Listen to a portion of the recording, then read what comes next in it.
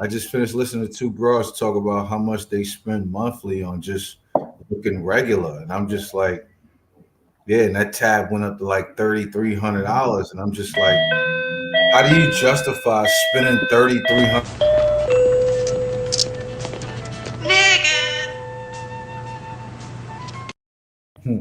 Like, how do you justify spending $3,300 on just like regular upkeep shit? Like that shit crazy to me, bro. Yeah, That shit super yeah, crazy to me. yeah, man. But And it's it's hard when you that woman and then you tell another grown ass man in his face that you're not going 50-50.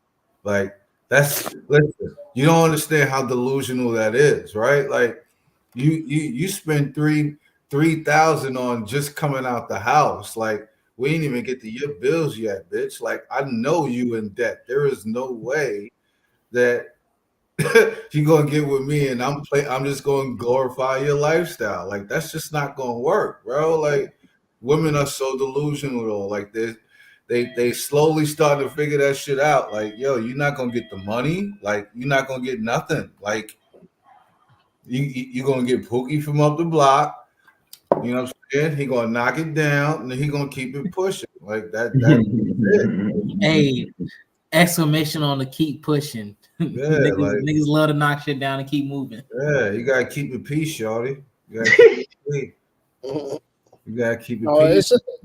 it's like when we are trying to get into people's good graces, we tend to do a lot of lying. So I heard a quote that said, um, the reason why you can get with somebody and it just be so crazy because a lot of times people don't tell women the truth, right? Facts. So when you say the truth in reference to, say, the truth might be we're living in a $1,800 a month apartment.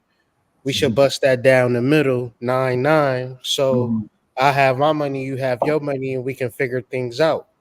Now, why on the internet is that a big deal? Because it's the truth, right? Mhm. Anything that creates sensational conversations, the truth is right there, and people want to argue around the truth. Mhm. Because a lot of times when people deal with you in a relationship setting, you are being dehumanized, Mhm. right?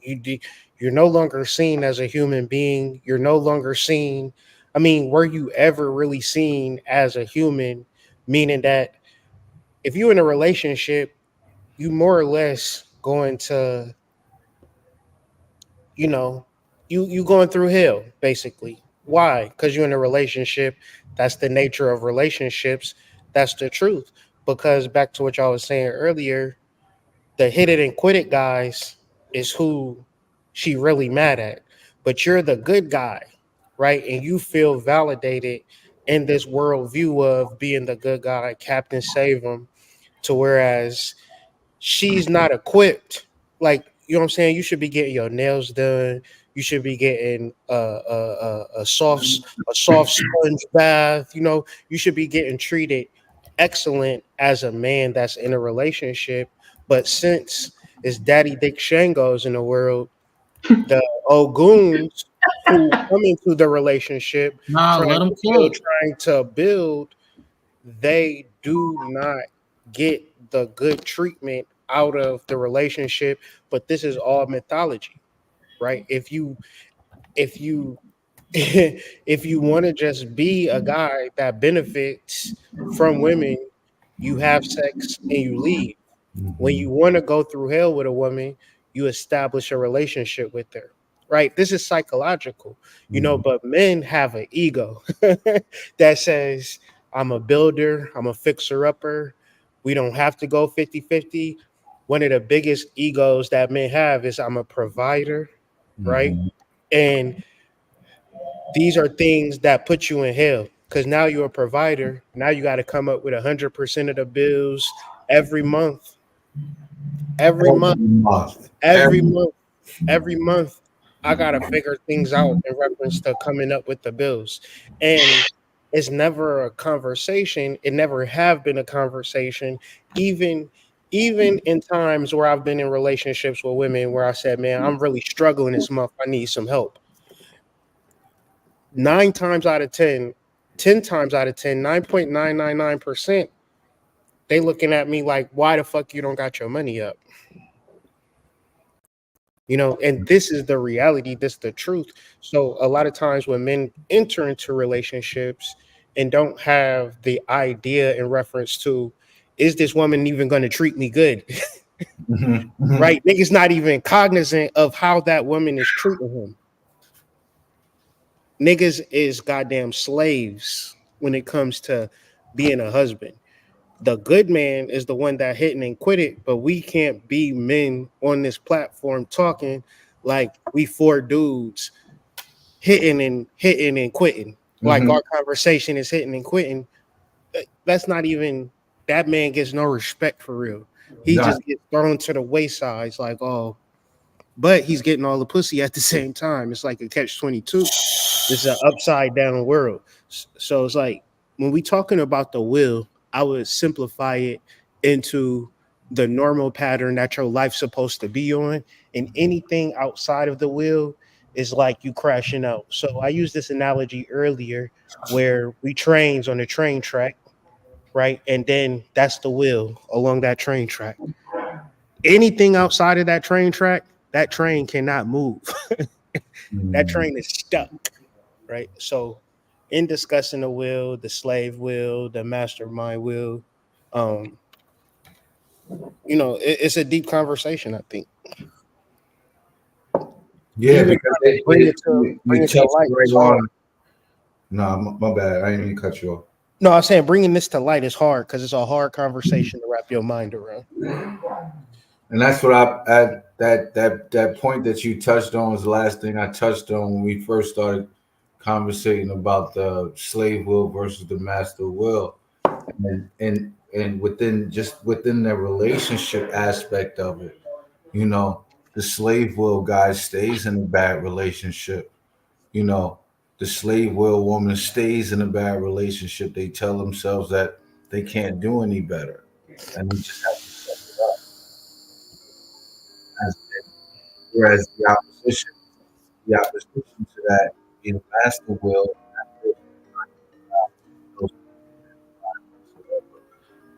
so it's like, you know what I mean? It's like the complete opposite. Mhm. Shout out to the old goon bills out there. Much love to y'all, man. You got to know the difference. Are you a guy that's knocking things down, knocking it down, taking names? You got a penthouse, you got a 1 bedroom apartment. Every time a girl come to your apartment, she dropping drawers. You a Shango archetype. Now, if you're an Ogun archetype, you got to come in behind Shango's mess. And if you're not prepared for that, see, a lot of times Oguns wish to be Shangos, and the girls is not fucking y'all. The girls is not having sex with y'all. They like, you a relationship type.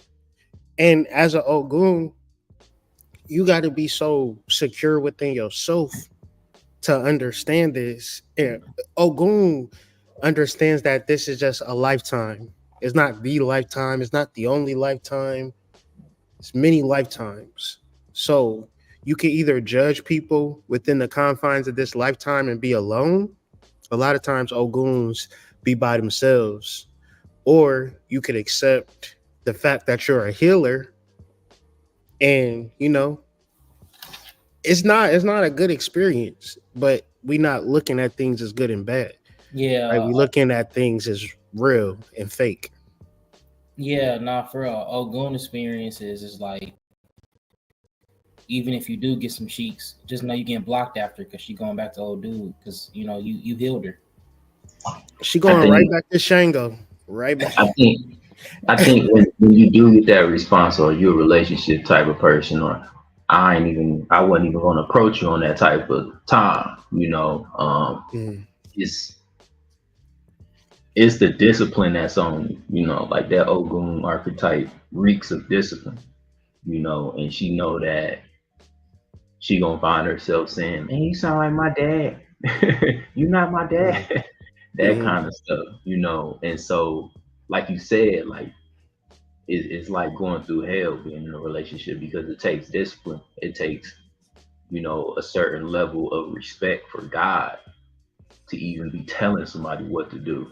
You know, I seen a really great quote, and it said that your children don't listen to you because you don't listen to God.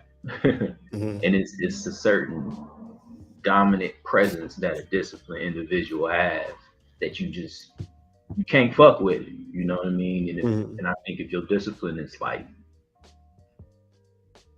in its best form possible in that moment, like certain things in your life is just gonna just submit to you, you know? Because it's Mhm. like, why not? You know what I mean? Like, why not? Mhm. This person know where to go, you Mhm. know? Even for those people that are self righteous and think they know better, when they around like that real disciplined energy, that real, you know, master level Ogun, it ain't shit you could do with them. But listen, or get the fuck out the way, Mhm. you Mhm. know? Because it ain't even about I want to feel good. Yeah, you want to be happy, you know, you want Mhm. to do what works for life, but it ain't even about, you know what I mean? Like it ain't Well, about all ultimately, you want to that. connect the person back to their head, right? You can say I had a good life, but Ogun is connecting people back to their will, connecting people back to their souls. That's more important than saying, "Hey, I fucked all of these hoes." Like in the grand scheme of things, right? When you transition out the body into your next life, what's going to really matter is your impact on the spiritual plane while you was here. Like that's but people when we have spiritual conversations, we got to remind ourselves of that. What's your archetype and what are you here to do? Right. Because a lot of times, like even in a book, he said a fish can't transform into an ego. So we want to be something that we're usually not. Like the train wants to be on the other track, but it's like you have a track that you can follow. You have a wind beneath your wings that can get you from point A to point B in the quickest amount of time. But are you in tune with that part of you? Is your life perfect? Or do you say, nobody life perfect, good, I gotta, do this or I gotta do that. And it's like it's not nobody being a judge, which I said earlier. It's not necessarily to me being the judge of something, more as are you on your path or are you not on your path? What is the purpose of life when you are not on your path and you're not on a side quest? You just in the forest, just Damn. existing. Not even on a side quest. Got Nah, you. not you just in the middle of the forest somewhere, just On story mode, just walking around. just walking around. Ain't even no beast attacking you. Like you just not even triggering fights. You just just Man, walking around in a circle in a wilderness. it's like niggas hopping on the game, turn it on, then they drive around, get bored, turn the game off, and be like, it don't be nothing to do. Yeah. That's how people be doing they will, because they don't know where to direct it, and that is, don't get me wrong, that is easier said than done. That is a hard thing to do, to really direct your will.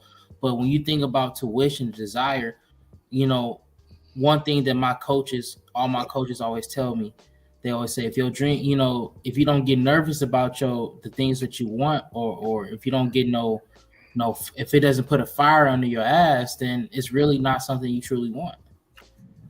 You know what I'm saying? If it's not calling you to be great, you don't want it.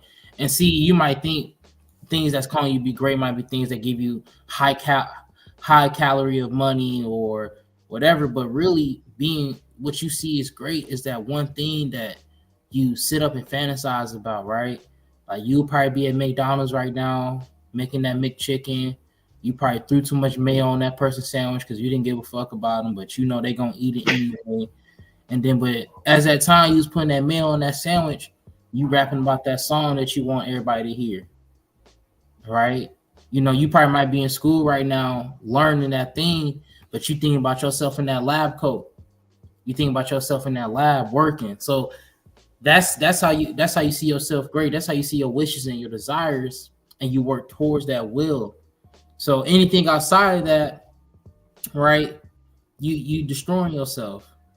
You know, they say any man that's distracting himself with pleasure does not have a purpose. Or most of the time, you see your purpose and you feel like you ain't gonna get it. I know a lot of beautiful, talented people who have a mission, who have a will, a wish, and a desire, but they're too scared to chase it.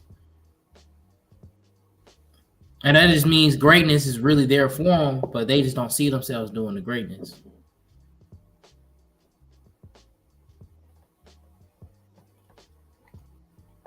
When you hear you a chosen one to be chosen, that you know how bad that really like shakes people to their core. Nah, I ain't chosen. How many movies, how many shows you seen a person be like, you got the wrong guy. I'm not the chosen one. Every time. That's what the chosen one always say. Not me. You Man, got I'm just here. I'm this widow dude because I'm supposed to help him. No, he really helping you become the chosen one. What you mean, bro? Yeah. And the thing is, AD, when you said that, it made me think of that person that tells you the chosen one. That's your will. That's your will. That's what's telling you, like, no, this is the way. And that person that's saying, no, I'm not. That's the ego. It's like, no, I just wanna, I had watched Buffy the Vampire Slayer the other night. You Yeah. know, imagine she's just like, no, I just want to be a cheerleader. I don't want to kill vampires. I'm not a witch from the 1700s. You know, but the will is kind of like that guru. Like, nah, you the chosen one. You gotta build this. You gotta build on your skill set that you got because you're here for a particular reason. And I think that's, yeah, to me that seems like that's more of what the will is. Yeah. Cause I know everybody got a little bit of, like, what you supposed to be doing. Bro, I'm telling you, I'm telling you, the more I had strayed away from like, marketing myself, pushing myself, the more things around me that just kept popping up saying like, you should be doing this or you need to be doing this now. And it's like something in me was like, it's like I need to do this before it gets too late. And Yeah. When too late is? The day you don't start.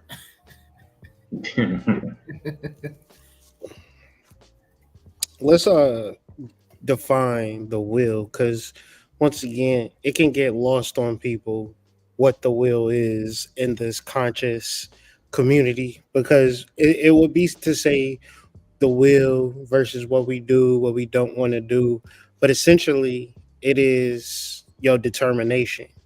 Your determination is a specific decision that you make, right? And once you make this decision, you don't go back on it. You don't say, like, a person say, man, I want to do this. That's not the will.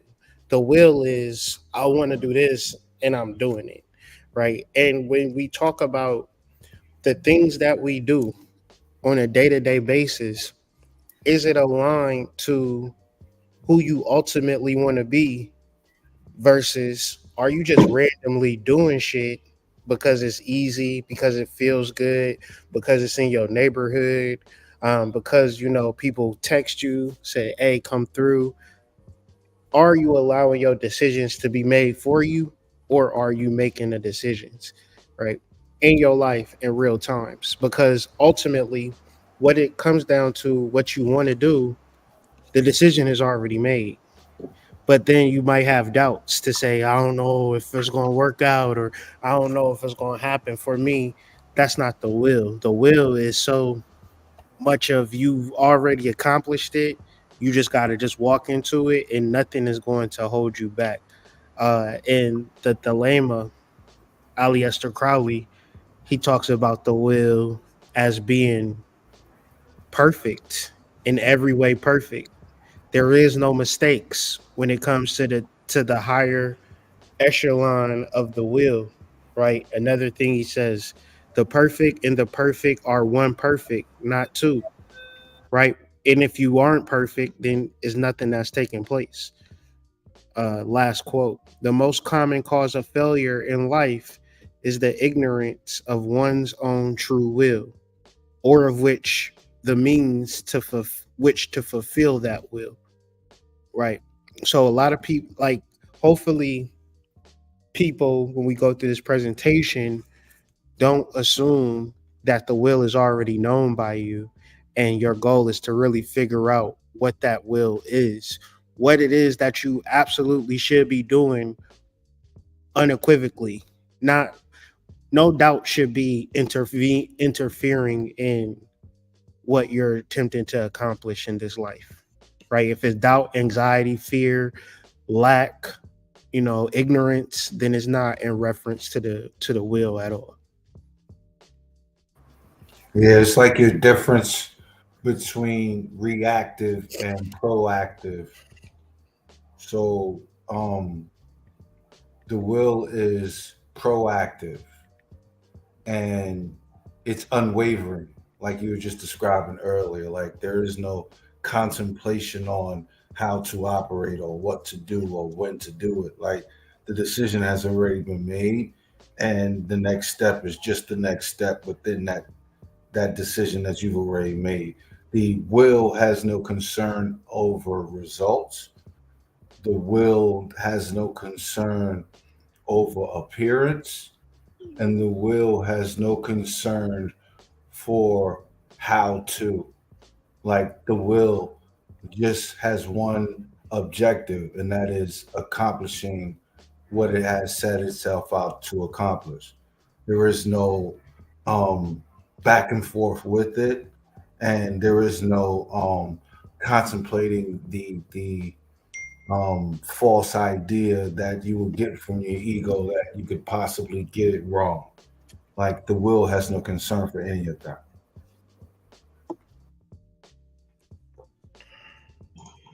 And if I could just make a astrological analogy to it, to me, the will is like Mars and Aries.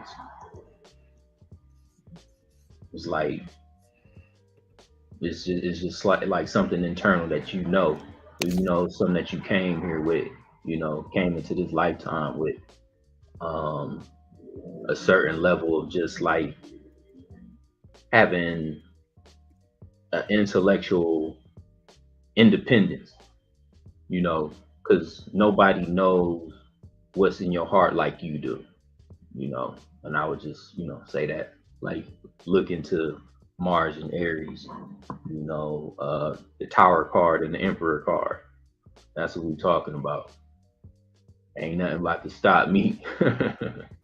Yeah, Ain't it's nothing having to stop the ambitious lock. Like your will drives your ambition.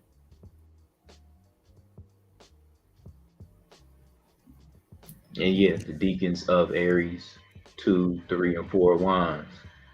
It was like dominion, magnetism. I don't remember what the four wands is. Completion. Opposition, yeah, completion. Completion, yeah, But the like, five of wands, like this. when you look at the two of wands, that's Mars and Aries, and that's essentially the first card in the tarot, if you're not counting the ace of wands. And it's more or less of, it means dominion, originates from the word domain, which traditionally relates to land or a territory belonging to a ruler such as a king or queen. In this context of the card, it implies rulership over our own life and empowerment of the self, right? So once again, the normal reality that you're going to have when talking to people is how the government controlled us, our mamas didn't let us be great, our boyfriends was a narcissist, right? But even when you enter into this tarot or as mystical study, one of the first cards is the two of wands, which says rulership over our own life and empowerment of the self or the soul. This is the work. You can't blame nobody. And the will blame is gonna just, I feel like that's gonna zap the will instantly. The reason why I can't be Hmm. successful is because, you know, everybody Hmm. know I got kids. So, I can't do YouTube videos. I got 5 kids, y'all. You know what I mean? So it's I got like I got 2 jobs, so I can record when I get off. Man. Like Mhm. my two. in the chat, if y'all there, like, be bold enough to say what is the reason for you not to become as successful as you are meant to be, or live your life to its fullest capacity. What is stopping you from that? I want you to examine that. You know what I'm saying? I want you to be able to say, oh, this is what I say that holds me back from the rulership over my own life and the empowerment of my own soul. What's holding Mhm. you back from that? Mhm. What lies are you telling yourself about yourself? Exactly. Mhm. Exactly. We talked about it a little bit last week, like how I used to always have like a negative idea that nobody care about what I think, so I never really contributed with stuff, with how I feel about things. And I got an older brother, 10 years older than me. Then I got a sister 2 years younger than me, so I'm the middle child. My brother was wild, so he got attention. My sister, she's the only girl, and she's the youngest. She gets the attention. I got my moon and Saturn conjunct, and my moon is in the fourth house in Capricorn. So, so for me, it was just like, well, fuck it then. Nobody cares what I think, Mhm. but it helped. It at some point in life it held me back because I just didn't even. It made me not even care about what I thought, you know. Mhm. And then, just take maturity and spirituality. I feel like spirituality saved my life. Or negative thoughts like people just want to hurt me or treat me bad just because I love myself. you know, and shit might sound funny, but these is like real ideas people hold to themselves, Mhm. and you might begin to dim your own life just because you don't want nobody to be like, hey, why you so happy and successful when you love your life, folks? I should rob you. Mhm. For me, I think um, it's permission. yeah, yeah, I yeah. think It's kind of I like you think get for me, consent yeah, to I think certain not to, experiences. not to cut your wisdom, but I think for me growing up, yeah, it was like I used to overwhelmingly find myself waiting for permission. Like no matter how, like I know that shit sounds weird. It sounds even weirder the fact that I have to fix my.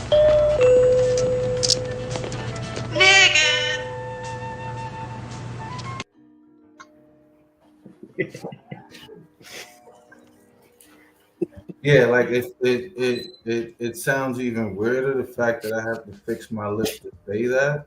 But yeah, like I wholeheartedly believe growing up, like I was waiting for permission. Like I was waiting for someone to say, "All right, you can go be good over here at that." Right? Like I don't know if that had to do with the reality of so much of my life having to be transparent for it, with my mom, growing up, or um, the incessant need as an adolescent I felt to um, be approved or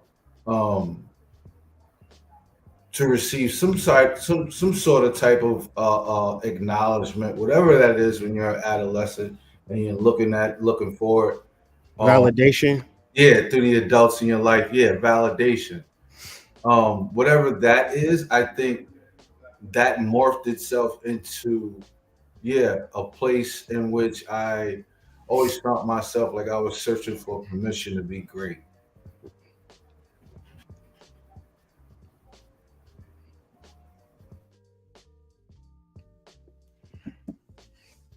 Well, yeah, man. Today we're gonna go through chapter 3 of Theron Q. Dumont Mastermind book. Uh, this chapter is called "The Slave Will and the Master Will." Trigger warning: this could be somewhat of a confusing conversation. Sometimes we may conflate the will with the ego, and the hardest thing for us to identify is our will. our motivator, our decision maker that acts out what we should or shouldn't do. When we are aligned with our will, we are aligned with our train tracks that get us from point A to point B. In a majority of our lives, you may feel a little lost and a little confused on what you should do in reference to what you're just trying to manifest. Like so many times, people don't even know what it is they should focus on. So, one's in the chat, if you're not really sure on what you should do moving forward, I mean, you think you know, you would hope to know. Maybe tomorrow you'll wake up and the idea will just come to you like an epiphany. But the general gist of it is that we don't know what it is that we should be doing. So, with all of this being said, this conversation will help you and assist you in figuring that point out, because putting additional ones in the chat if you think that would be a good thing to know internally what it is you should be doing at all times at a level of perfection. So, once again, we're referencing Thurman Q. Dumas' book called The Mastermind, and we're reading chapter 3. If you want to take part in this, join our masterminds group in our Discord. First things first, join the Discord, is free. Look at one of our, what you call it, a sub stack, I don't know, one of our little sub regions on our Discord. You'll see something that says masterminds. Join that. That's going to be a free week trial, and from there it's just $9 a month. We're going to be reviewing books every week, every Sunday at 6 p.m. We're going through books.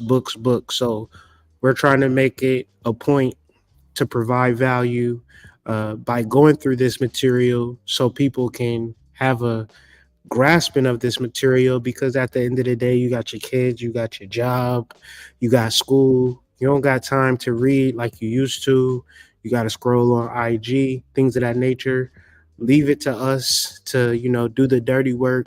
All you need to do is come to this video, bring your notepad, take notes, and figure out what it is I should be doing with my life. Don't assume, get into the nitty gritty. And I think it's about 10 slides we're going to go through. We're going to go through the slide, talk about it, and then go through the next slide. If y'all have any feedback, have any questions, put it in the comments, put it in the chat. We'll highlight it. We'll talk about it. But before I go any further, join the Discord. Before I get into this conversation, do any of you guys have anything to preface or to, let the tribe know what's going on, what you got going on, or anything you just want to tell us? You know what I'm saying? It could be anything, what's going on with y'all fellas?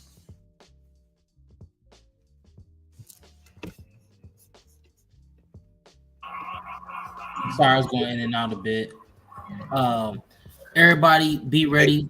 The law averages explained is coming out, so be on the lookout for that article and video. And plus, go ahead, check out the flameon.shop. Get your herbal nootropics, get your herbal remedies, especially for the comic exchange. Right now, I'm sipping on that peppermint ashwagandha mix. So don't play with your herbal remedies, because they always going to be there for you, especially when you rapping with us.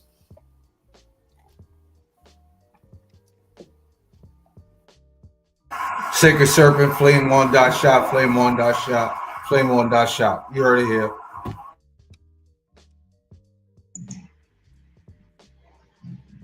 Hope y'all having a great Sunday. I'm over here cooking. Yeah, and still working on my book, man. Too fucking busy. It's too busy, but I'm not going to let it go, because I really want a piece of material. Jabri, did you say you too fucking busy or too busy fucking? I'm just confused. Sometimes I'm busy fucking. Yeah. Inquiring minds want to know. Asking for a friend. Sometimes I'm too fucking busy. Sometimes I'm busy fucking, and then I end up busy sleeping. Damn. Uh, You just got to get in your Tonga Ali bag. You know what I'm saying? Getting that Tonga Ali gonna be in and out. It'll be good and gold. no, but yeah, I mean, to be honest, but I'm still working on this small book. Is going to be very concise, and it's going to be something for you all to be able to study astrology, study yourself, and seeing yourself in astrology, so that you don't always have to reference someone else's understanding of astrology, and you can have your own basis. Because say you ain't got no Wi-Fi at the moment, this book will help you, for 28 days, not having to listen to anybody about astrology. Um, and it's all about my idea of feeling that astrology is for everyone. It's not just for the elites, it's for everybody. This is something just like knowing the weather. That's how I feel about it. You should be able to know the stars like you know the weather. But I digress.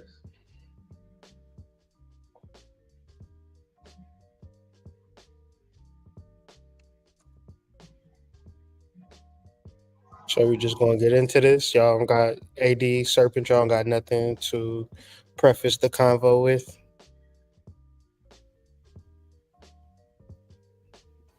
I will mostly say, as we get into this, really have your notes ready, and like you're gonna have to listen to this video twice, right? Like in the astrological perspective. On a listening note, just listen first. Let the Jupiter and the higher mind in you really take the information in, and then once you listen to it a second time, let the Mercury in your mind, the logic and the reasoning, help you take notes, help you really take in this information again. So you're coming from a point of like, okay, like I meditate on this, and I overstand this information.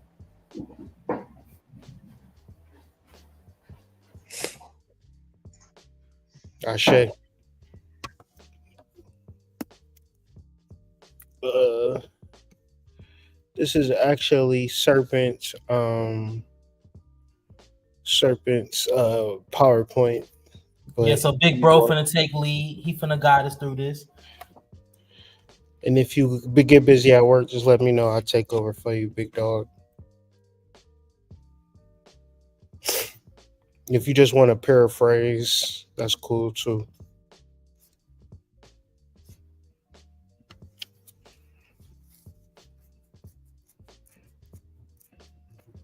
How y'all doing today? Yes, sir. Yes, sir.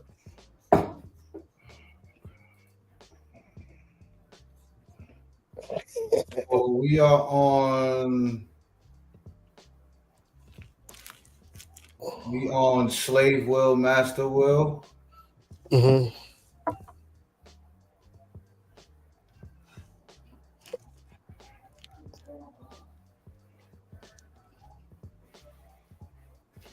All right, so imagine that your brain is like a super powerful computer.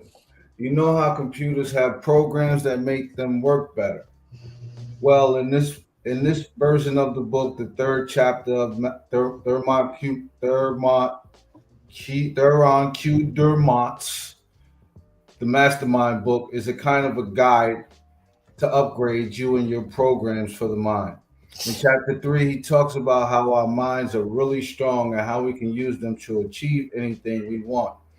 In this chapter, Dumont helps us understand that there are certain tools we can use to build powerful minds. And just like building a house, if we have the right tools to use them correctly, we can build something amazing. So, number one is mind power. So, the big idea in chapter 3 is about mind power. Just like how lifting weights can make our muscles stronger, Dumont explains that there are exercises that the mind can do to help achieve their goals. He believes that everyone has the power to be successful, happy, and confident, and that they know how to use their mind when they know how to use their mind correctly. Building something amazing. Let's break it down piece by piece. Number one is power and focus. What do you think is the number one thing, panel, Just give me one thing that you think is the most important thing to maintain and achieve focus. One John Coltrane. What you say? Said John. John Coltrane. Oh, okay. For some reason, this time you said Job Corps training. Job Corps, Job Corps training is crazy. That's like a Chris word, nigga. I had said I said one thing at a time. One thing at a time. Hmm Elaborate. So the power of focus, right? Imagine if you try to focus on 6 things at once, your fucking brain would explode. But if you thought about how you gonna get those 6 things done by focusing on one thing at a time, you felt like you got it done with under 30 minutes, but it probably took you an hour. Is it possible for one to focus with multiple things on the mind? No, I mean, but they have this thing called multitasking that makes people believe that they can, but in the way you truly can't. The only way that you can have multiple things be done if it's according to the focus of one particular thing that fits all.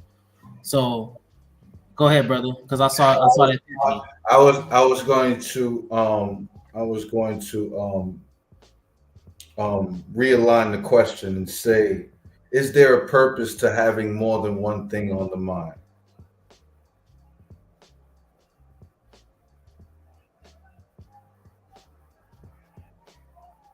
Anybody can answer. Is there a purpose to having more than one thing on the mind? I mean, that's kind of the world that we live in. Like we are taught to like multitask, have many tabs open and stuff like that. But the reality of getting anything done is that we've had millions of years of training of focusing on one thing. And so just because we have all of this tech and all of these different devices that perpetuate, multitasking and doing multiple different things at once, the reality is that we are a very confused, anxious, disillusioned, delusional generation because in actually working with people and talking to people and trying to figure things out, that piece of focus is just not there. But if we ever wanted to accomplish a goal, we absolutely need that piece. We need to, like what Jabri was talking about earlier, we need to really get to the nitty gritty of the 20% of the problem and address it, because right now people have lost that focus, and because they lost that focus we're trying to deal with it in ways that we not even to the core issue of we can only focus on one thing at one time. Right, we can't even address that right now because I swear, if y'all gonna talk to somebody in your city about doing something, they got 101 things they gotta do before they can get to, helping you get to accomplishing y'all goals together. What say you, Breeze?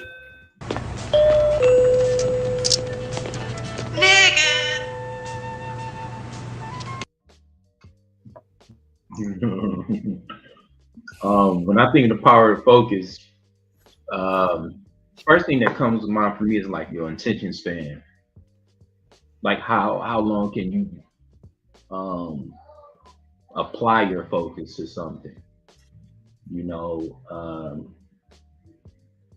because in my the way I'm thinking of it, theoretically, if you can put your attention on something for long enough, you'll understand it in its entirety.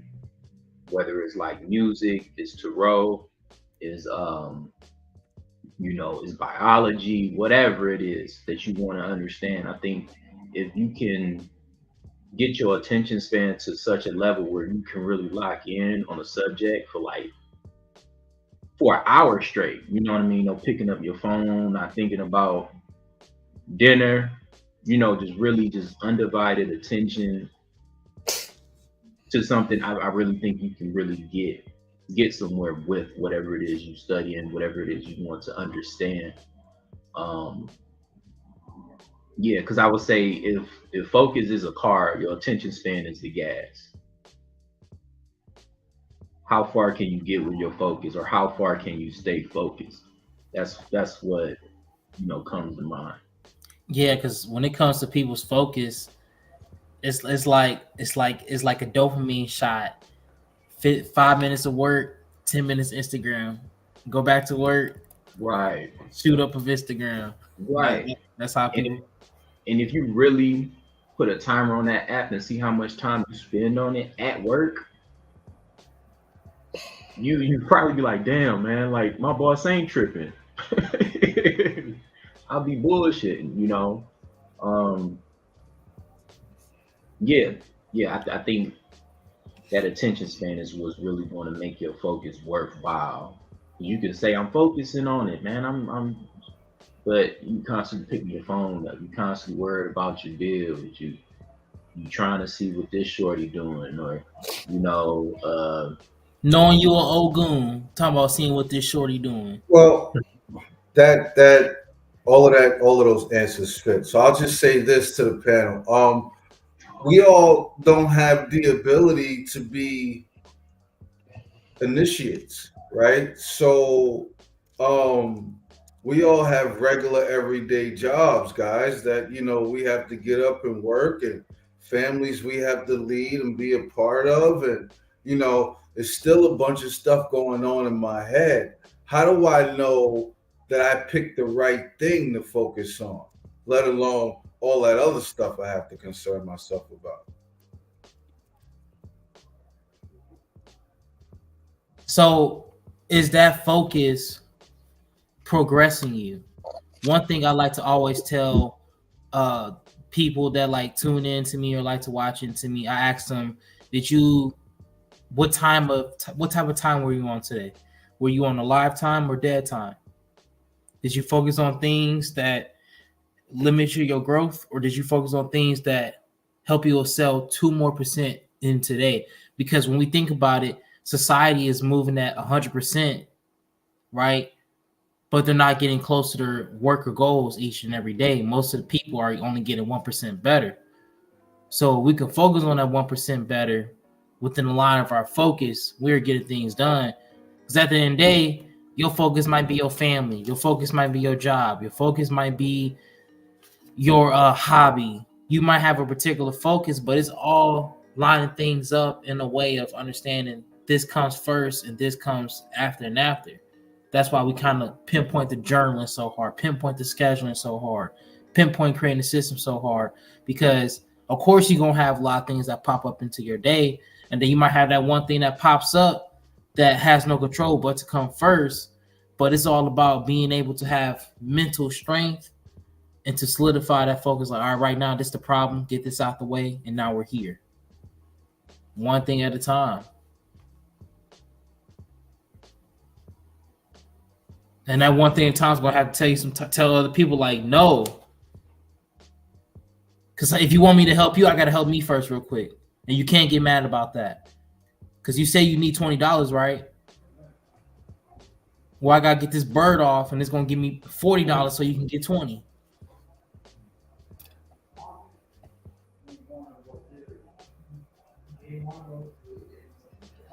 What say you, Breeze? What say you, Hood? How do you determine on which thing to focus on? I don't think you rush to assume that. I think you that's the point of like meditation, that's the point of journaling. I think you never really know, because if you ever truly knowed, you would be in your ego. So it's like a tree don't know it's a tree, a bird don't know it's a bird, a fish don't know it's a fish, and you don't know what the fuck this shit is called. I think we assume a lot of times, and we in our survival mode. So the first thing that a human is going to do is get a job and perpetuate success or perpetuate finances, pay the bills, and then especially for men, we going to determine good or bad on how we are paying the bills or how we're living, if we're traveling, if we're doing this or we're doing that. And so all of these things are assuming or assumptive prompts. So when it comes to like actually knowing what you should focus on, that is very simple. There's only one thing to focus on, and that is the self, right? And the self then intuitivizes you. It gives you the thing that you about to do in the next millisecond. So it's like stand up. You know what I mean? Left foot in front of right foot, left foot in front of right foot. And then you just in this like step by step consciousness into the soul that then like it seems like you knew what it was, but just in my life and my spiritual journey, everything that I ever accomplished in life, I didn't necessarily have a plan for that. I just had a plan of like really just following my soul. And the interesting thing about following my soul, I was able to manifest things in real life that I never did when I was trying to do shit. When I was trying to focus on stuff and, you know, you know, monitor my time and monitor this and do that. Yeah, for some people that might be the way for them to live. But in reference to what should you focus on, you should focus on your third eye, which Rene Descartes said is the seat of your soul, which is going to give you messages, give you downloads, give you intuitions that's going to lead you from point A to point B. And then outside of that, when the reality is this, and niggas don't like to hear this, but we don't ever live outside of the moment. We assume we will or we do, but every time we just face with the moment. So within the moment, we could say, I'm focused on my dream to build this, that, and the third. And then a hurricane come, wipe it all away. Then what? If you focus on your soul and a hurricane come and it ruins it, you wasn't ever even focused on that in the first place. Right? Can't nobody take away what God already gave you. You know what I'm saying? It'll be like somebody saying, all right, we about to take your books away from you. You can't do that. People done already bought them. They're already in people's houses. People done already downloaded the PDFs. Nothing you can do. Right? That's how I view it. Yeah, man. Man, to piggyback off of both of y'all, you already really covered everything. But I would say, I use my intuition. Even when I'm having times where I'm not like journaling like I could be, I'll still have a dream. If I made a decision that I wasn't supposed to make, like I'll have a dream and it'll let me know, like you need to stop, or you need to chill out. Last time I had a job where like I just took the job. This is after college, and I had a dream like you ever see like the movie Misery or Mommy Dearest? Where these crazy ladies is just basically like torturing people psychologically and stuff. I had a dream like that after like taking this particular job, and I just remember saying, okay, I'm not gonna be here for a while. I mean, that long of a while. The job probably lasted like 9 months, 10 months. So for me, it's just being able to listen to my intuition, really take, my dream journaling that seriously, because a lot of times for me, I'll get an indicator if I'm doing something wrong. Or, I'm just doing something out of alignment in which my will has decreed for me, basically.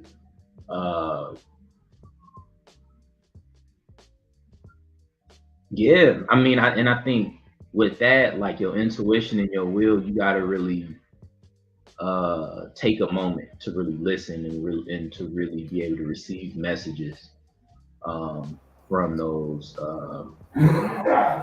modalities.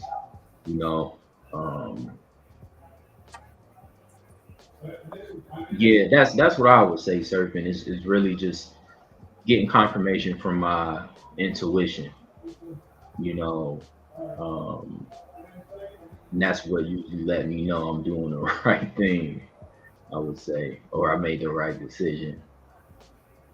Yeah, I appreciate that. So, like, just to recap, we're basically saying um, the understanding of training one's focus is to do one thing at a time instead of multitasking. Practice doing just one thing at a time. For example, when you're doing your homework, you don't check your phone or watch TV. If you're paying attention to the homework, you'll finish it faster and better with better results. Take breaks. It's hard to focus for long periods of time without a break. Dumont says that breaks help the mind reset so you don't get tired of and lose concentration. A good rule is to focus for 25 minutes and then to take a 5-minute break. So 25 on, 5 minutes off. 25 on, 5 minutes off. Nobody's expecting you to be an iron worker, and just slide this thing all the way through until you complete whatever task that you're at. No, do a good portion of it and take a 5-minute break. Do another good portion and then take another 5-minute break. You have to give the being breaks. And then visualize your goals. This one is pretty cool because Dumont says that imagining yourself to achieve your goal helps you keep the focus. For example, if your goal is to score in a soccer game, picture yourself kicking the ball through the net. This helps your brain get used to the success of the idea, and it makes it easier for you to accomplish this in real life. So, visualizing, taking breaks, and tuning in and honing in on that one thing that you know you need to focus in on. Focus, train, take breaks, and visualize. What say you, fellas? The visualization thing is a true mental and key aspect that you have to focus on. A lot of people have a hard time seeing themselves do it, and if you can see yourself do it, it's achievable. Because think about it, we always say the mind is all and all is mind. It's connected to the great spark, the great source. So think about it, if you could put in the astrals and see yourself do it and then bring it into the physical, you really channel the focus within yourself and help tap into your will. So being a grappler, being a person who has to like go on stage, perform, visualizations is the main thing I rely on into doing anything I do, because it's like I see myself doing it first. Even if I'm like, man, I feel like this is hard, I don't know if I could do it, I take a deep breath, I close my eyes, and I visualize myself doing it, which makes it easier, because if I know if I can see myself do it, then I could accomplish it 100% of the way. And then like think about this. It's like, okay, let's say you got a big picture of it. Now it's like, okay, let me break it down into plausible steps and see myself doing the plausible steps. I see myself doing the research. Then I see myself taking the notes. Then I see myself articulating the information and putting together as an outline for people to understand. Like, I really give myself that process because it helps me stop overthinking of how I'm going to do it. Like, well, or what if this happens? It's like, as soon as I visualize, the doubt is gone. That's like me really getting from source. It's like, oh, you supposed to do this. You know what I'm saying? How do you guys use visualization? Because some people are not visual people. Some people just I do it. Like, I don't even need to think about it. I do it. Yeah, that's what I would be more to say, because it's like if I visualize, then for me that's like the lust of result. And when I have the lust of result, I don't even I'm just like out of sorts. But like even yesterday, or whenever me and Serpent we just went live, because I wasn't going to overthink it. I wasn't going to try to make a perfect video. Just like if we can get an idea, we just going to go live with that idea, right? And then I felt like we had a good video, and I didn't visualize the overall outcome. I just was just like, bro, we just need to do some content. We just need to do something. And sometimes with when it, especially like this, like if we have a goal for this channel, like, you know, grow this channel and reach a lot of people, a lot of times it might be the thing might be you had to do 1,000 videos, and then on your 1,001 video you went viral, but you didn't even, you could have just did 1,000 shitty videos or whatever the case may be. You just did them and you didn't think about it so much, or you didn't visualize it so much. You just like, I'm just getting my reps up, I'm just practicing, I'm just trying to get better. And usually, like for me, if I'm just proficient in something, or if I just know I'm good at something, then I just do it, you know. And ultimately, visualization for me, I can't say that it works, right? I can't say like if I visualize something, but if I just get up off my ass and just push through, then it goes beyond what I could actually visualize. Yeah, because I would say like with these 3 points, um, only doing one thing at a time. It's like say you in the gym, like you can't bench press and squat at the same time. You gotta Shit. Nah, you you can't. gotta, you gotta work, step by step, and then same thing, like you gotta take a break. You gotta drink some water. You gotta get your breath back. You know what I mean? You can't just do. Some people can do 50 pull-ups, but for me, I might have to do 10, stop, 10, stop, spend the day at home, come back and do the other 15, 25. But I think with the visualization, I think a lot of times people look at it as like an excuse for being lazy. But I would say visualization is great when you can't do that particular thing. Say you're on an airplane, or say, you're just somewhere where you can't access your tools. I think visualization is great. Then, you know, when, whatever is going on in life, you're preoccupied with things, or it could be anything, you may be, a backup dancer for Usher, but you in college, so you can't be in the studio doing all the steps and shit. You might really just sit back and just visualize it, imagine it. But I think that goes into like you only visualizing stuff that you really love it. You know what I mean? Like, yeah, it's just like you might be a professional athlete, but you can't get into the gym, you can't get on the field. So you're just sitting down, just thinking about yourself, just winning the Super Bowl or something like that. I think visualization is great in the times where you can't get into physically doing whatever it is that you want to master, you want to practice.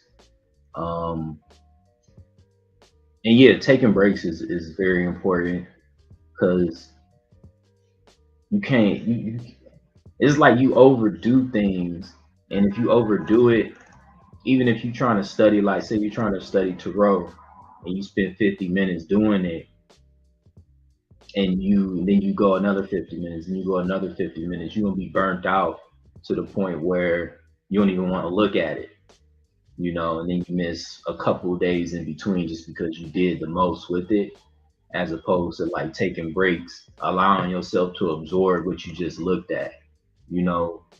Especially for me, like a lot of times when I'm presenting new information, all I can do is just look at it, you know, and I do my best to take a break from it so I can actually absorb it, think about it, and see how I can apply it, you know. Because when you don't take breaks, it's just kind of like, just pouring water on a plant. You got to stop at a point, you got to let it absorb, recalibrate so that you can move on. Um, yeah, that's what I would say about those points.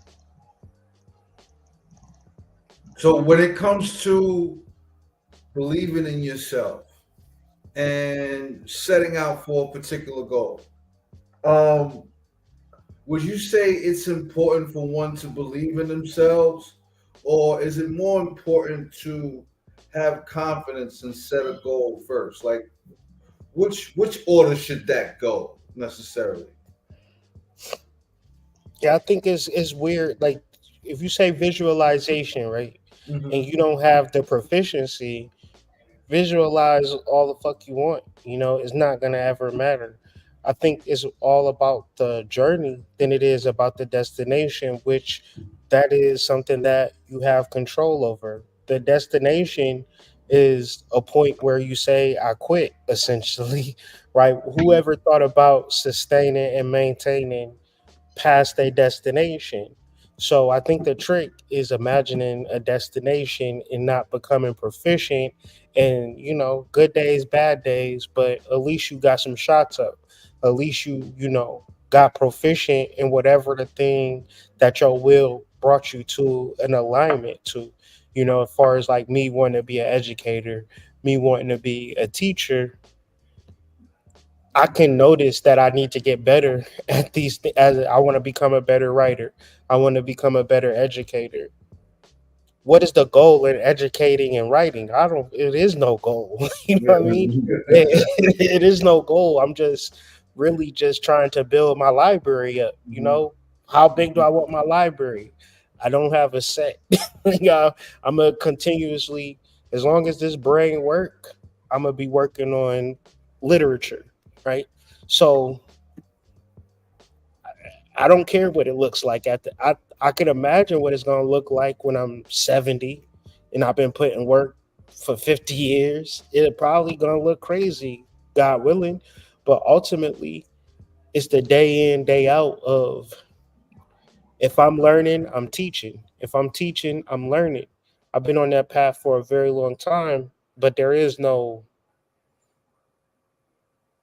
viewpoint of how it looks. It's just God showing up in your life when you are obedient in real time for me. But do Fuck you me. need to I'm just a loser. You know what I'm saying? I will toss a salad in a minute.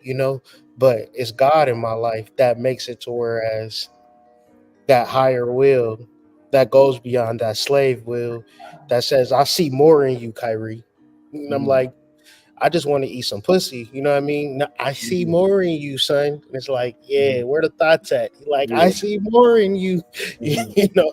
And I just have to constantly remind myself of that, But tuning into that higher self. so do you need confidence in doing that, or does the confidence come from the result? I don't, because you live every day as a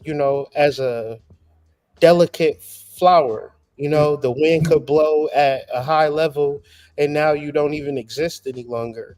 Yeah, I So mean, whole cars get lifted up off the street anymore. So yeah. yeah, you don't have the luxury of foresight as much as you just appreciate the moments, and all levels of confidence would be in the ego, right? Mm, Ain't nothing that I ever did in my life. I'll just put it like that. okay. All things go via God for me in reference to the good shit. My kids, you know how many times I had sex and I only got 5 kids? I should have a 27 kids. don't Okay, okay. don't We cook came into this the part. chat. Don't cook this part. Whatever y'all do, don't cook this part. That nigga said, you know how many times I had sex to only have. I only got 5. God is real. Oh man. Hey, what we say the Are other not in day? control. What we say the other day? You know how God be. You know how God be. Yeah. So what say you, Breeze? Do you need confidence in what it is that you're doing while you're doing it? Or does the confidence derive from the particular result that you're ultimately hoping to obtain? Yeah, I think the confidence comes from the resolve, but I think just believing in yourself will take you a lot further. Because I think your confidence can be broken, in certain situations, because you may think you do, you may think you at a certain level, but you might become humbled by someone that's more advanced than you, you Mhm. know, and it can, you can stop right then and there. I think just having that belief in yourself, like, I don't know how I'm gonna become a chemical engineer, but I'm gonna do it. Mhm. You know, I'm gonna do it. I don't know how, but I'm gonna do it. Every resource that's in front of me, I'm gonna utilize it Mhm. until it doesn't serve me anymore, and I'm gonna just keep on going with it. I think that belief in yourself will take you places where you can't even visualize. You know, it'll take you places where you can't even visualize. Um, yeah, and I think the confidence is definitely an ego thing. You know what I mean? It's kind of like when you nice and you nice, and you can kind of like flex it a little bit. Mhm. Mhm. But I think that belief in yourself is gonna is yeah, it's gonna take you places you can't imagine.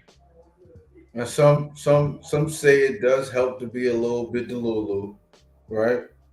So what say you, AD? Does it matter for you more that you have the confidence doing what it is that you set out to do, or does it matter more for you to believe in yourself? Well, when we think about the word confidence, it's really it's like to trust, right? To confide in yourself. So, and most of the time, when we think about where we get this confidence from, is because, like you said earlier, is because we get it from a particular result or we've done this thing. So it's like once you get a girl, you have the confidence thing that you can get more girls or you can pick someone else up. But what if you had the confidence from showing up? Like, what if you had the confidence just from showing up every day? Mhm. Like Mhm. like you probably might not think, like okay, like because think about it. Earlier we talking about the destination. The destination is really a trick. So it's like if you remove the destination, remove all these things, is your confidence from all these things that you achieve, or is your confidence from you showing up, knowing that you was going to get this thing? Not because it's like, oh yeah, I got it now. I know I can do it, but it's like I knew I can do it, but I got into the competition to test myself. I want to test my resolve, and you don't really hear that a lot. You hear people compete against themselves. Go ahead, brother. Hit me No, I up. was just gonna say that's a dope point, but I was just gonna ask. All right, so I've garnered a ridiculous amount of confidence from all the box that I have received. Okay. All right.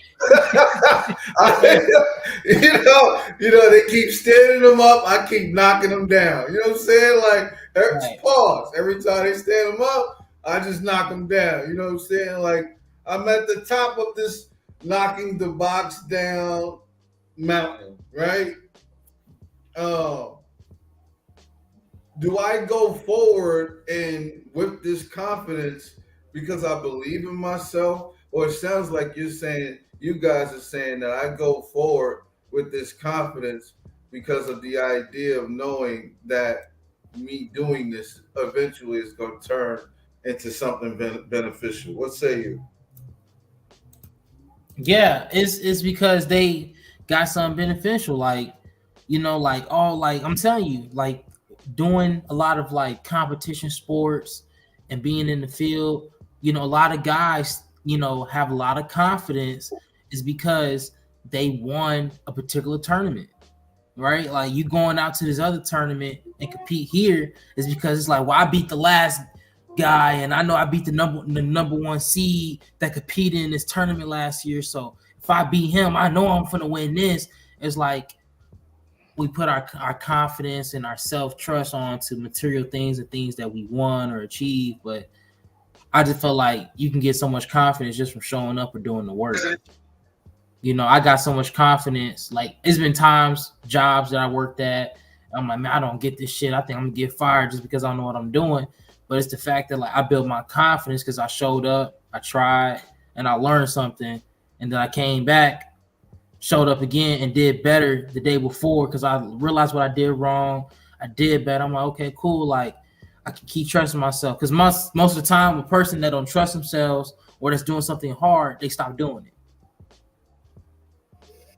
So it sounds like the way I thought, the way, or rather, the way I viewed confidence and my obtaining confidence came from my discipline in doing a particular thing, right? And so, me having the discipline to do that particular thing every single day or every chance I got, for me doing it every single day is what led to the confidence that I ultimately ended up having from it.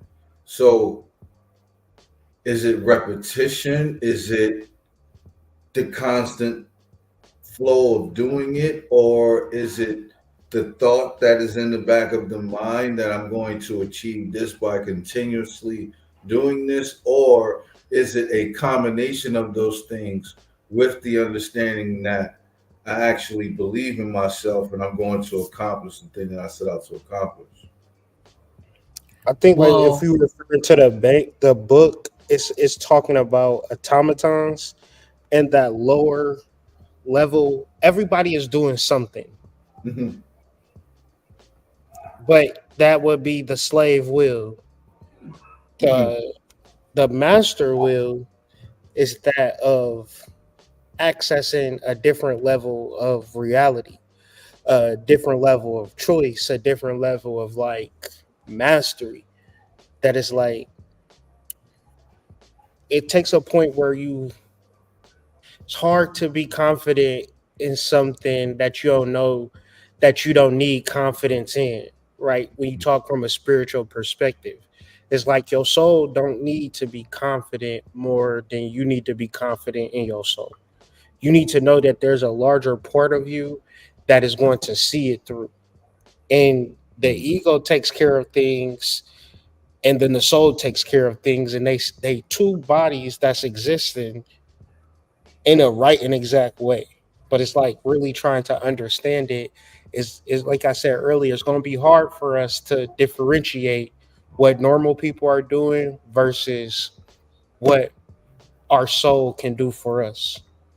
Like really Mm. getting that part down to a point where like we're not even like me and you could be at the store, and my purpose for being in a store is to like cook everything from scratch, and you could be at the store trying to get a hot pocket, but we at the same store, we buying stuff from the store, we getting two different results from the grocery store. But Mhm. in the reference of having a conversation, we can say both of these people is confident store shoppers. But once again, it take a whole different level of consciousness to know how to cook shit from scratch that come from ancestors. Like you gotta be actually trained up in this shit, and you gotta know. And then at the same time, the person say, "All I do is put shit into a microwave." Do you not understand how easy it is for me to put shit into the microwave? And Word. at a certain level, they both right, but you gotta be in this. You gotta be conscious and discerning enough to say that nigga putting food in the microwave is dumb. I need to figure out how to make shit from scratch. And in reference to building confidence, it's tricky because this world is so easy now, and there's so much confusing shit that people is doing that how are we able to tune in to what is actually true and what we actually should be doing? Like I said, it's a tough conversation to wrap your mind around and your head around to really say, damn, am I in tune with the truth within myself? Mhm. Without a shadow of a doubt. Am I like the slave will would say, I'm gonna still have casual sex. I'm gonna still smoke crack. I'm gonna still do whatever I want to do, but I want to succeed in life. You know what I mean? I want to be my best version of myself. But yo, will has already got you already pegged on what your trajectory of life is going to be. Your will is going to be something completely different. That's going to be like, I'm doing something completely different outside of this original construct that had been placed before me. I'm going so deep within the mainframe of my DNA that I'm just figuring something out. And for me, that's what I'm constantly obsessing over.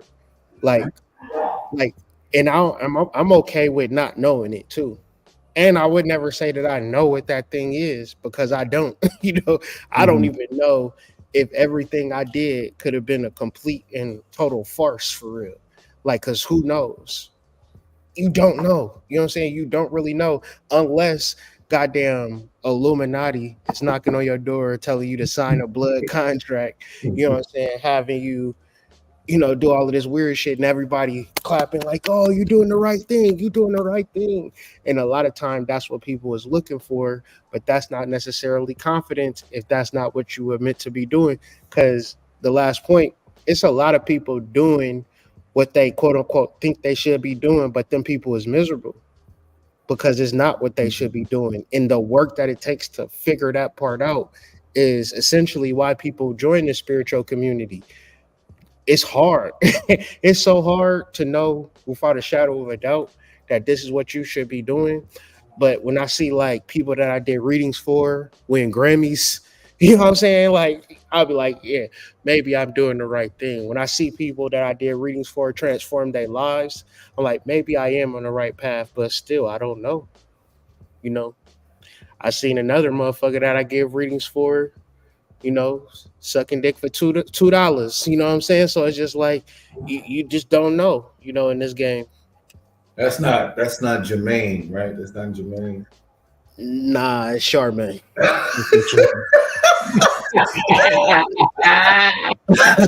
Unfortunately. Unfortunately. All right, fellas. Let's go into left field and let's take these two concepts and apply them to current standings and relationships. Is it Mhm. more essential for a person seeking a partner or a person already in relationship with another partner? I don't know. Is it more important to be a person that believes in himself in order to operate within confidence or from a place of confidence? Or is it more important to be confident within yourself before you necessarily believe in yourself as it relates to relationships? Mm-mm-mm. I mean, I figured I throw a left hook, see where it landed. I think believing in yourself as it relates to relationships sounds funny to say, you know, because I think a lot with how a relationship works is how confident you feel in that person's eyes, and vice versa, but it's not to not saying like not getting lost in that though, you know what I mean? Because like both I think both parties should make each other feel secure to a certain degree. You know what I mean? No matter what the insecurity is, like you know what I mean? Like I know this about you, you know this about me, and we meet somewhere, you know. Um, but I will say this, I think something that's important as far as believing in each other in a relationship, knowing that like you have somebody that really like you really tell them like where you at in life, like look, this is what I want to do, I want to do this and that, and their response, they body language and everything will tell you everything about them. They might be like, man, this nigga's crazy, or that might be like, I believe you, I want to help you do that, I want to help you become that. Um, because having somebody that genuinely got your best interests at heart and can really align with you to the point where like what you want for yourself, they want for you, and they understand that. I think that's where like the believing in each other comes in, like yeah. But I think because I think it's different levels to the relationship, man. This definitely is a left hook type of question. It definitely is a left hook type of question, But yeah, that's what I would say on it without rambling. What My say thing, you, Hood AD? What y'all think? my thing is what is the focus of the relationship? Because then that's where you guys can be in the civil point of working in the truth. Like it's so easy to just get caught up and be with somebody for a while and just get to living and we doing this, we doing that, but it's all about seeing what are y'all really doing. Because like I said, it's hard to really know if this is the right person. It's hard to know if we doing the right thing, but it's like, but what are we doing every day? I feel like that's where the mind should be centered around. mean, some people, like I know Hood would say, like some people would say, like that is the answer in and of itself. Just the fact that you have to contemplate that. But I digress. What you say, Hood? I think like it's like relationships is hormonal, and if the relationship isn't hormonal, it's just a ticking time bomb. People don't want to be wrong when they are in a relationship, but you ultimately know if this thing is forcing you to become a better version of yourself or you getting taken advantage of.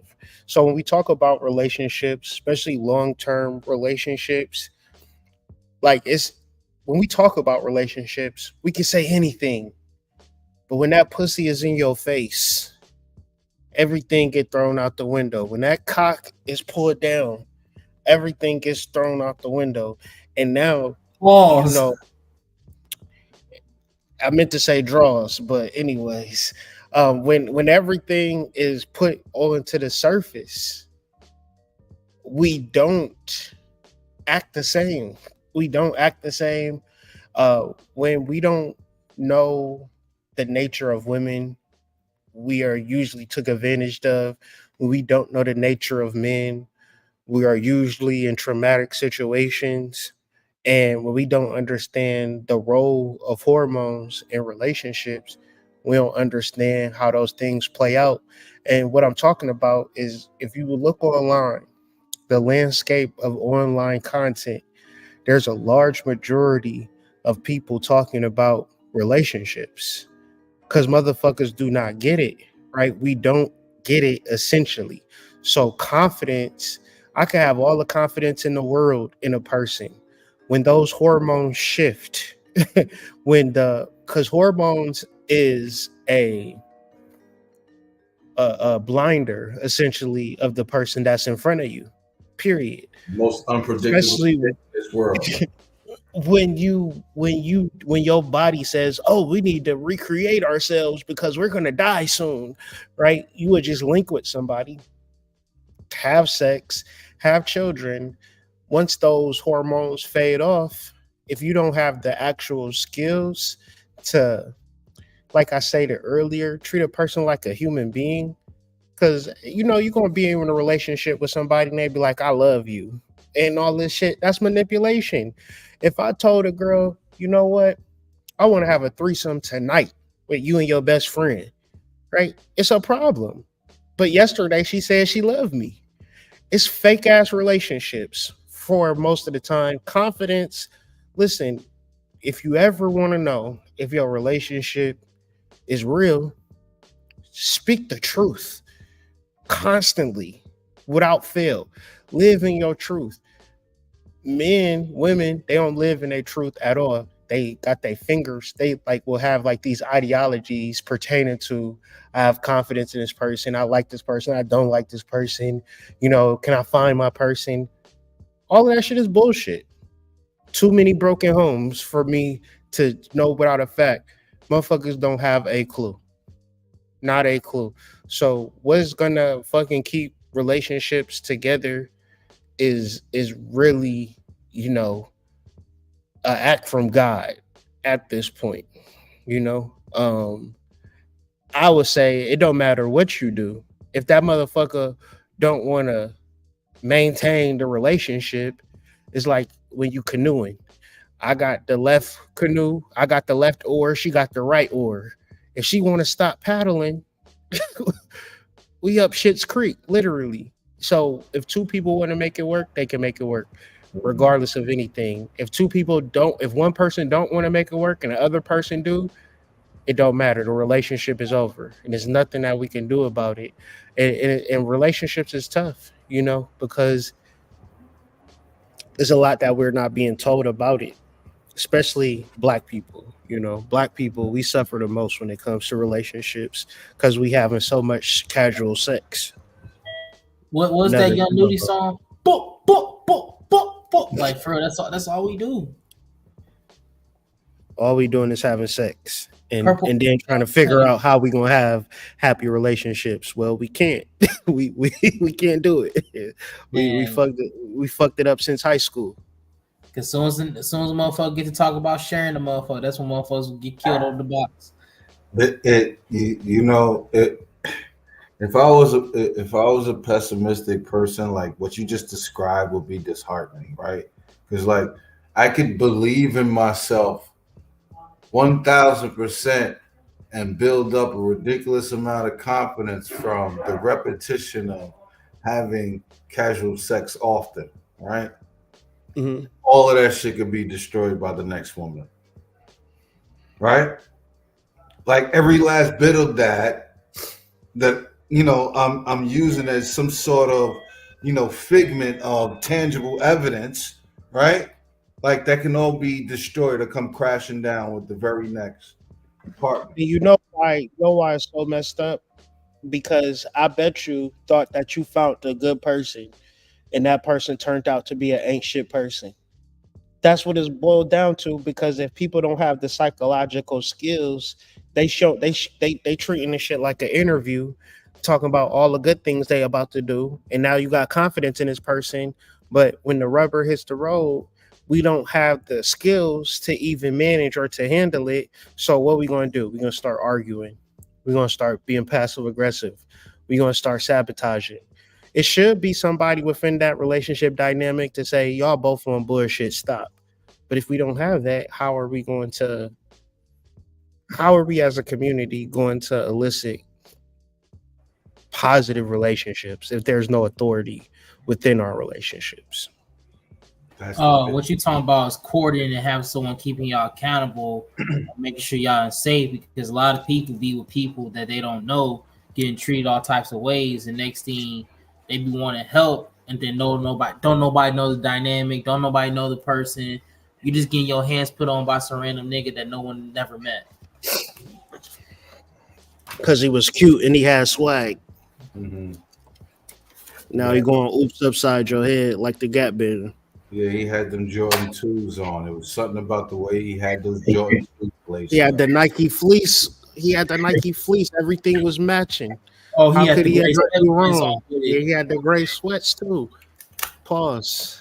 Look, so for slide 5 and 6, for belief and confidence within yourself, is practice positive thinking, creating and celebrating small wins, and learning how to learn from your mistakes.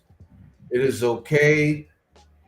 It is okay to learn from your mistakes. All right, next we're going to talk about the importance of willpower. This is like the muscle in your brain that helps you stick to your goals even when it's hard. Have you ever been tempted to eat candy right before dinner, even though you know it's not good for you? Willpower is what helps you say, nope, I will wait until after dinner time. Dumont says that willpower is like a muscle. The more you use it, the stronger it gets. And just like lifting weights, make sure your body is strong. Using your willpower makes your mind strong. Strengthening your willpower. What are some things you can use to strengthen your willpower, gentlemen? Saying no, being okay and being comfortable with saying no, loving to say no. See, that's the biggest, hardest thing that we have to do. A little bit of shadow coming out that little nigga. That nigga said no real fast. He was like, no, no. Nah, for real, man. Because it's a lot of times why we can't do things, why times that we can't focus or we can't drive willpower because we can't say no.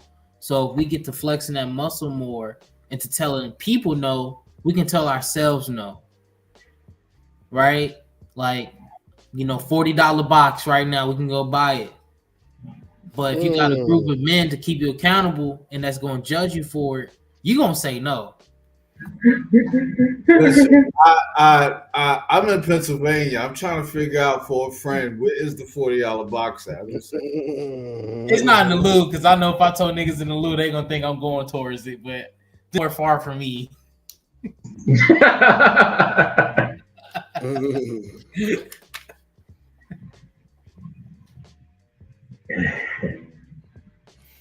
My thing is always laying on your stomach. You feel me? Like don't give in to the temptation. Letting the succubus get on top and ride it for the night. Like fight that temptation.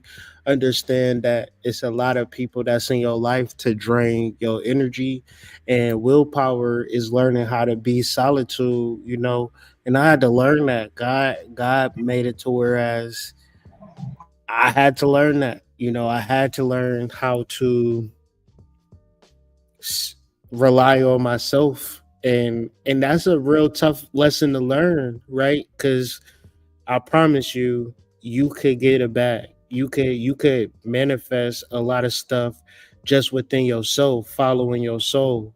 But it's a certain quality of a person that don't know that and will latch on to people that's a part of the spiritual community because we have it within ourselves to change the world, right? We have so much power that we don't actually see it. So with me, is not fucking with people because people is always gonna be like, hey, do this, hey, do that. And I gotta be like, no, no, no, no, okay, I'll do it this one time and then crash out. Like I knew I shouldn't have did that shit. Like it's not to say like I don't deal with people because I deal with the initiates all day. I deal with people in the Discord all day. But if you want me to do some fuck shit, I'm not doing it. If you want to say I want to do this book study, hey, we can do that shit all day, every day, you know. But when it comes to wasting my time, I'm not doing that shit. And the more that you do it, it feel uncomfortable at first if you a people pleaser, but once you get into the alignment of who you truly are, you never want to go back. And it feels weird, you know. It feels weird that people close to me will never know me for real because they choose not to know me. But it's like I wasn't put on earth to make, you know, halfway decent motherfucker looking girls happy. I was put on this world to make my own self happy. And in that, you have to really develop that power within yourself to, you know, manifest a life for yourself. It's all within you. And that's just the hardest work to really uncover. And it never stops being within you. It's like honey that just is oozing out of, you know, a beehive. It constantly produces itself, and you just got to know how to retrieve it. And that to me is the willpower to really tune into self, even if things get hard, things get tough. Remembering how to like tune into yourself, another form of willpower for me.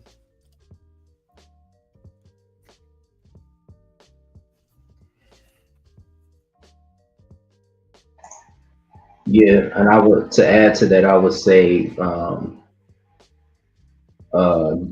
staying acquainted with your willpower. You know, and for me, that's meditating in the morning and meditating in the afternoon. Um, and it's just like one of the things like constant reminders. You know what I mean? Kind of like praying. You know, why do some people pray 5 times a day or you know even 7 times a day? For me, it's like one of those things, like a constant, um, just like a constant staying acquainted with it. Um, because I feel like it's something more so than it being strengthened. Is more so to me becoming so aware of it, you know, to the point where it's like, you know, like I got God in my life, you know what I mean? Like it's just to the point where like you spend so much time, you give it so much attention that is one of the most important things in your life, you know, and it's taking up a certain amount of space in your life. And certain things just can't stand with it. If you get what I'm saying, you know what I mean. Once you really get acquainted with your willpower, it's certain things that used to pull you in or suck energy out of your day and like just taking a whole hour out your day. You know, it may be social media, it may be advice or anything. You know, I think that I think that just spending time so that you can build your understanding of that willpower, because the willpower is something that's there whether you in tune with it or not, if that's making sense. Um, and so it's just me like constantly just, meditating day and night, reminding myself um, that it is a force that's greater than me, my ego, my identity that is guiding me, and as long as I continue to align myself with it, I know that I'll be headed, in the right direction, headed where I'm supposed to be, headed to what I'll say alignment, divine alignment. So setting small challenges, removing temptation, and staying consistent. That's what I have down for strengthening willpower. Any more you gentlemen want to add to that? Go to sleep. Stop watching that porn. Leave that porn alone. Go Hmm. to sleep. That is a good suggestion. Leave the porn alone. Okay, using your imagination. This is our last slide. So finally, Mr. Dumont talks about the power of imagination. Imagination isn't just for daydreaming, it's actually a super important tool for success. By imagining what you want, you can start making a plan to get there. Let's say your goal is to become an artist. Dumont suggests that the closer your eyes are, close your eyes and picture yourself painting, imagining what it feels like, how happy you are, how your art looks. By doing this, you send a message to your brain that this is something you really want. Your brain will start to work on ways to make it happen. What are some ways you guys use your imagination as a tool to accomplish the goals that you set out for? I think it goes I back to like, imagine. go ahead. No, you Go could ahead. be, bro. Go ahead, bro. I was gonna say it kind of go back to like the visualization portion of it, and it's, I mean, like I already said, it's like when you can't get those physical reps in, you make those mental reps with your imagination. You know what I mean? Maybe it's like first thing in the morning, and you know what your goal is, but you just, when you before you open your eyes, you're just thinking about yourself, you know, being New York Times bestseller. You know what I mean? And getting handshakes and speaking to little kids and shit like that. Before you actually get up and start your day and actually put some reps in towards that goal physically.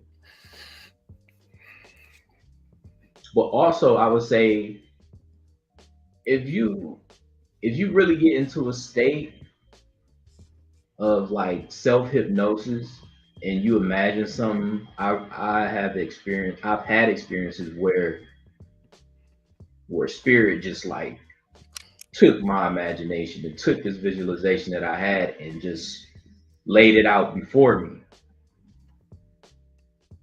And it's not like I was asleep. I was meditating, staring at a candle, imagining things that I wanted for myself. And at a certain point, it felt like I wasn't imagining it anymore. The imagination like kind of took a life of its own. It started to like, it was almost like you doing something and you think you good at it until like spirit really be like, nah, let me show you how you really do it. And you get like an actual push, from your soul, from spirit. And it's almost like you feel like I wasn't shit before I started listening to my soul, really dealing with my soul. It's this anime where it's a character who is like an ancestor of a god, and he's a fighter. You know what I mean? And he's doing all this cool shit. He's real strong because it's almost the end of the series, and then his ancestors speak to him through his DNA and take control of his body, and just did some crazy, powerful, super fantastic shit. And he was just like, I thought I was that dude, you know. But his ancestor like was just like, let me show you how to really use your power. And it made me think of that, you know, using your imagination, but allowing God to take it further, you know, allowing your soul to take those things further. Ashe, really, really using your imagination and being able to like really receive downloads. Because the way I use my imagination, right? We talk about first person story mode or story mode in the game, but I see myself as really on the quest. If you can have your imagination like that, I promise you, you'll be more excited to do what you're doing because you know you fulfilling the goal and the mission. And you might think like, but in the game, AD, once you complete it, you complete. That's the destination. But it's like you act like it don't be making number twos, number threes, DLCs, and it's a understanding saying that once you get to a certain point, it's all about knowing that you evolving again. The journey don't stop. You know, you might start a business. Y'all was probably focused on branding. Now y'all probably focused on expanding now. It's always going to be different levels, different settings to things, and your imagination takes you to deeper access into that. So if we can get out the daydream and become dream walkers, then we can create what we want from our mind from a channel point.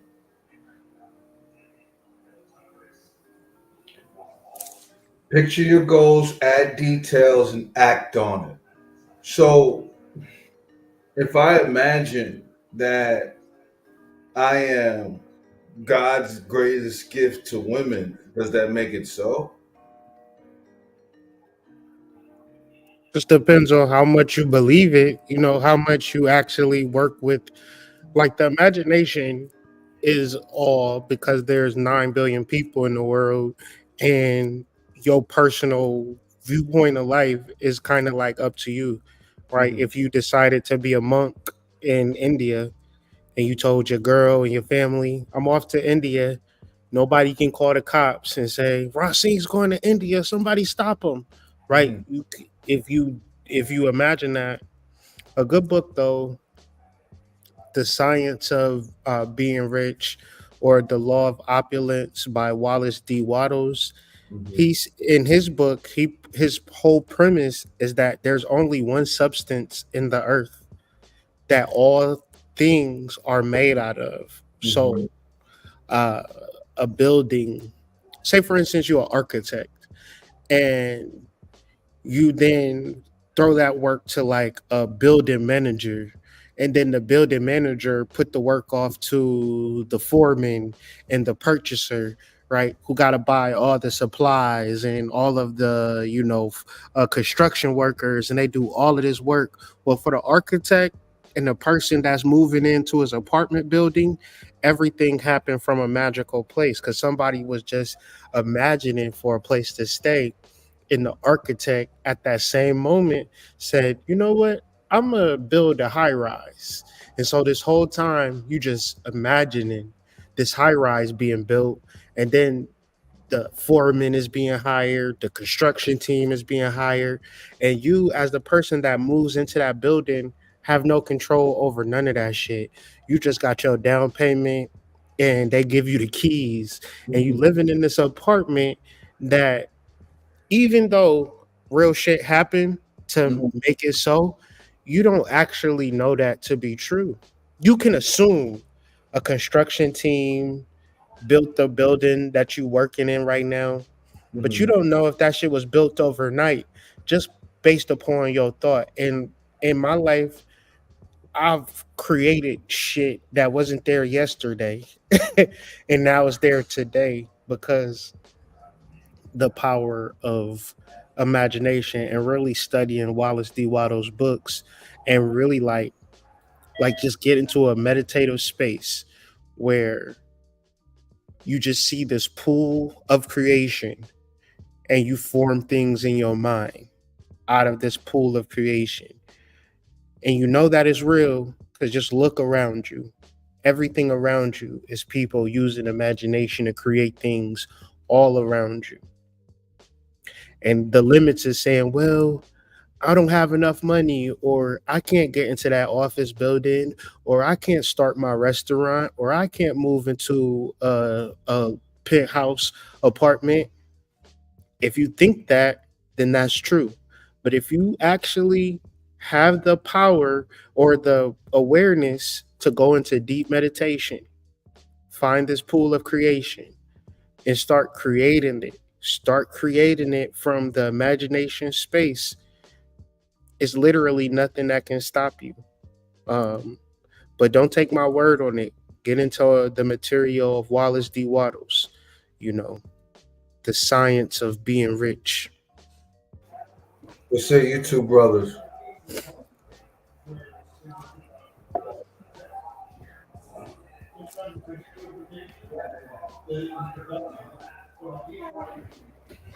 Y'all brothers got anything y'all want to add to that? Really just lock in. If you can, I know we talk about journaling so much on this panel, but I promise you, if we didn't journal today, we wouldn't have the home imagination that we have, that we bring from creating these PowerPoints, from us talking about the information. When you really live in your imagination, and not as a place of like daydream, but as a place of like really tap into higher wisdom, you could just find so much to share to the collective, share with your partner. So I just feel like if you have a hard time being imaginative, just really let go. If you can let go of everything, your mind will send you something that you wasn't even thinking of. And those three keys that are left up on the screen are very important. Even if you don't have a pen and a paper and you're not taking notes for this presentation, it's cool. I understand. I won't take offense to it. But picture your goal in your mind and add details as you go to that goal that you've already formulated within your mind. And then after that, the last step is acting on said goal. So if you can do all three of these actions in unison with one another, that puts you in alignment with exactly what it is that you want to manifest. So again, picture your goal, add details to that, and then act on it. In conclusion, for chapter 3 of the Masterminds, it shows us how powerful our minds can be if we train them right. By focusing, believing in ourselves, strengthening our willpower, and using our imagination, we can achieve anything we set our minds to. It's like having a secret superpower inside of us. We just need to learn how to use it. So, whether your goal is to do better in life, become a better at a sport, or learn a new talent, remember your mind is the key to unlocking your potential.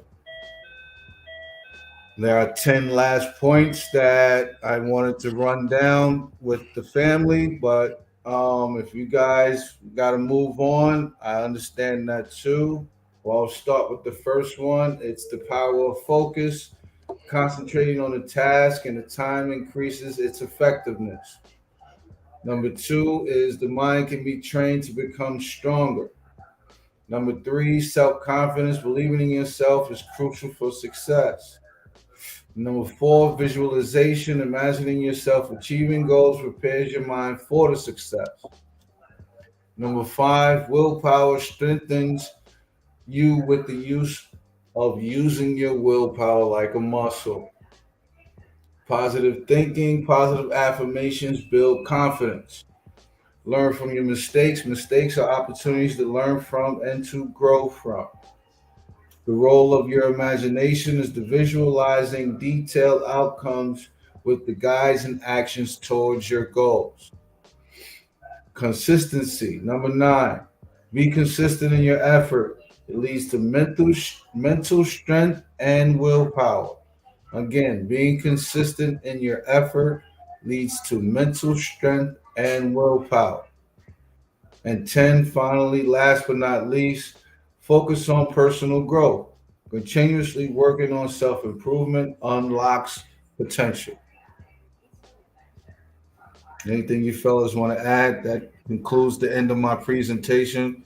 Thank you all for joining us. But anything else you fellas want to add to that? Nerve thyself, then seek it and to do it. Nothing can satisfy you but the fulfillment of your will that is hidden within you. For this, then, up to arms, win thine own freedom for yourself. Shay. Family, how'd y'all like the video? One's in the chat if y'all like the video, man. Like the video if you haven't liked it yet. Follow me at the Hood Mystic on IG. And we got the 25% off sale today and tomorrow. If you want to tap in, visit whiterabbitsite.com, see what we offer, ask us any questions. But let's heal our connection to source. Much love. Yeah, and join the masterminds too. Link in the description or click the QR code in the top right hand corner. Join the Discord, join the Discord, join the Discord, join the Discord. Much love to the family. Thank you so much for tonight. It was really fire. The serpent, the presentation serpent put together is really fire. And also, man, if you really want to expound your imagination, type into the White Rabbit site. Hit me up on my referral link if you need to get in with me. Also, really boost your nootropic mind. Tap into your herbal remedy. Ignite your flame with flameon.shop. Rapping with us. And also, a lot of people always trying to see where they can get a reading at. Of course, you can check out me, but of course, you can check out my brothers on this panel. They'll love to give you a reading. They'll love to rap with you, especially for the people who always hit me up about the business creation, site creation. Hit up my boy Sacred Serpent. Book a consultation with him. He will rap with you. He'll help you build. And if you want a consultation with all of us, we'll sit down and rap with you. But if you don't want to, put yourself through that and constantly paying consultation after consultation, join the mastermind group where you'll get help with your business at all times, where you can learn and interact with people who's going to help you be accountable. So rap with us, fuck with us. But that's all. Thank you so much. Yeah, I just want to say thank you for rocking with us this evening. Look forward to seeing y'all next next Sunday. And whatever you're working on, keep working at it. Use these tools that are presented to you, and apply it to whatever you're working on. See how any of these tools, even if it's just one, can propel you further. And I always say meditating is like breathing air, it's like drinking water. It's essential to your existence here, unless you want to be a crash dummy. Meditate, join the Discord. Yes, sir. Anything else before we get up out of here, man? Thank y'all for tuning in. Serpent, any closing words to send us up out of here? Yeah.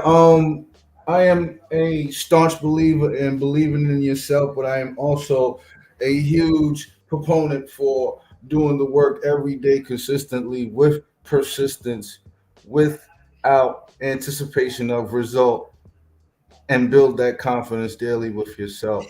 So yeah, I am huge on confidence. I'm huge on believing in yourself, but I'm also huge on not wavering for anything that is around you. If you know what you want to do and you know that it has to be you that does it, the only thing that's left for you to do is just to do it. So, again, join the mastermind group. We appreciate y'all having this time and this space for us. I share to all the ancestors known and unknown. Join the Discord, join the Discord, join the Discord. Flameon.shop. Get your nootropics. 2 bottles, your third bottle is 30% off. Everything is organic, and it's the best financial decision you can make in your life. So, again, salute. I appreciate y'all for the time and the space, and we will see you guys again next week.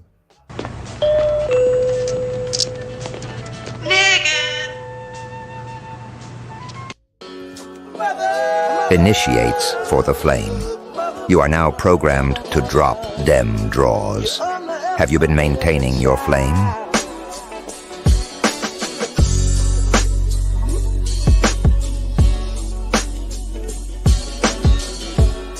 You underestimated your child.